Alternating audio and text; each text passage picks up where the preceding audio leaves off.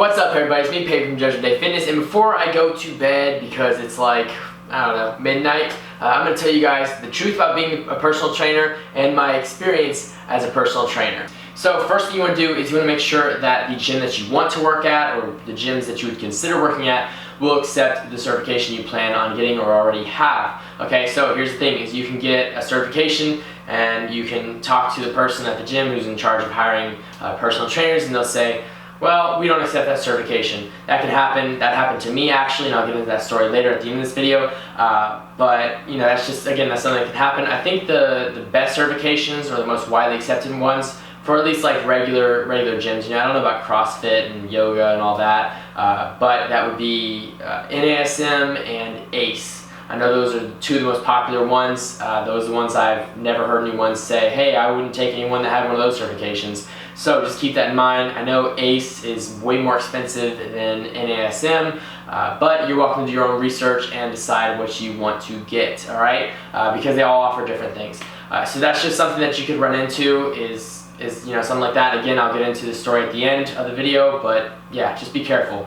So another piece of advice I'd give you guys if you want to become a personal trainer is prepare to be disappointed. And by that I say, like, don't feel too responsible for someone else's actions. Clients will cheat on their diets, they will stop showing up to sessions and lose interest in fitness, they will oversleep for sessions all the time. Stuff happens, you can only do so much. Because outside of that 30 to 60 minutes that you're training them, you are not responsible for their actions. You can't be there over their shoulder. Now, don't eat that, or, you know, now, you should go for a run. You can't, you're not responsible for that, okay? You know, I try to send my clients encouraging texts and tips and answer their questions. I'm available for questions anytime. I tell them that's why I keep my phone on me. But yeah, you are not responsible for that, and people are going to disappoint you, and that's just something you're gonna have to live with, okay? I don't think fitness is for everyone. I think everyone should do fitness, but I don't think it is for everyone, and that's just how it is. So just a warning that I'm gonna give you guys, and I wouldn't even take this too seriously.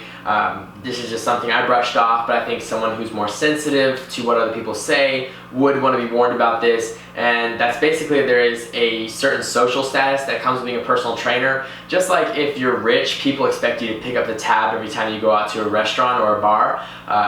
So in the same sense, like anytime someone saw me at the front desk eating, I don't know, fried chicken from Publix, or just anything with any type of carbs in it or any sugar in it or anything, they always gave me crap about it. Of course, these were people who were, you know, way out of shape, but they were still happy to pitch in their personal opinions about what they think I should be eating, and that was just super annoying.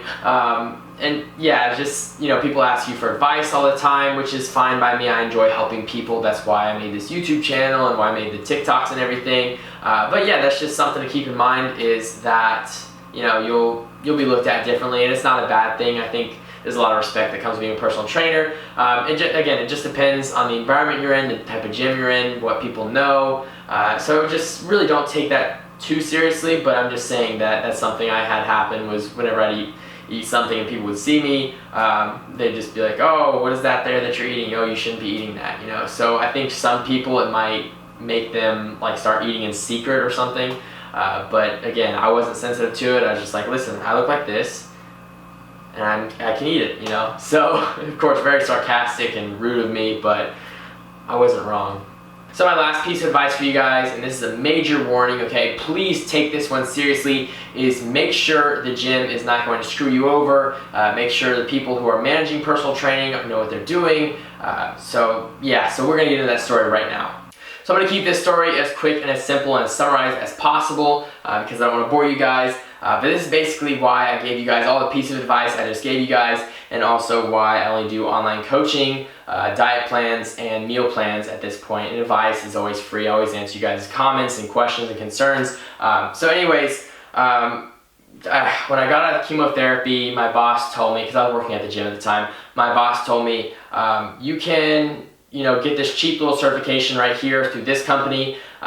It's not that good, but I know you know what you're doing, so I don't need an expensive piece of paper for you to tell me that. And long term, I didn't think ahead in terms of, hey, maybe I might not want to work here in a few years. Maybe I might want to go find a different gym, because when I did apply to other gyms, they said that I needed, if they did hire me, because I already had experience as a personal trainer, they said if they did hire me, that I would have to get an NASM or ACE certification within 90 days of working there, which was absolutely fine with me, and I would have been more than willing to do that. But school stuff got in the way of the availability they wanted, so that's why I didn't end up getting hired at these other gyms I wanted to work at.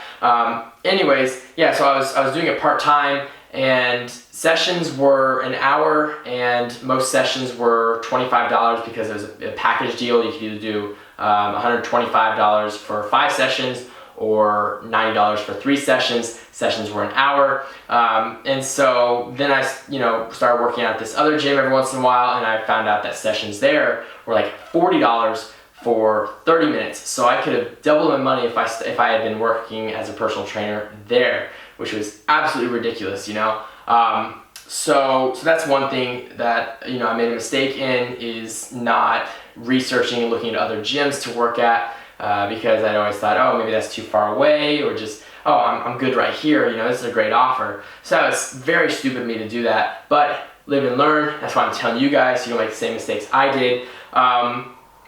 And yeah, so fast forward 2 years, the gym is going way downhill, and I realized that I was only getting paid like $13.25 an hour. Minimum wage in Florida is like $8.90, I think.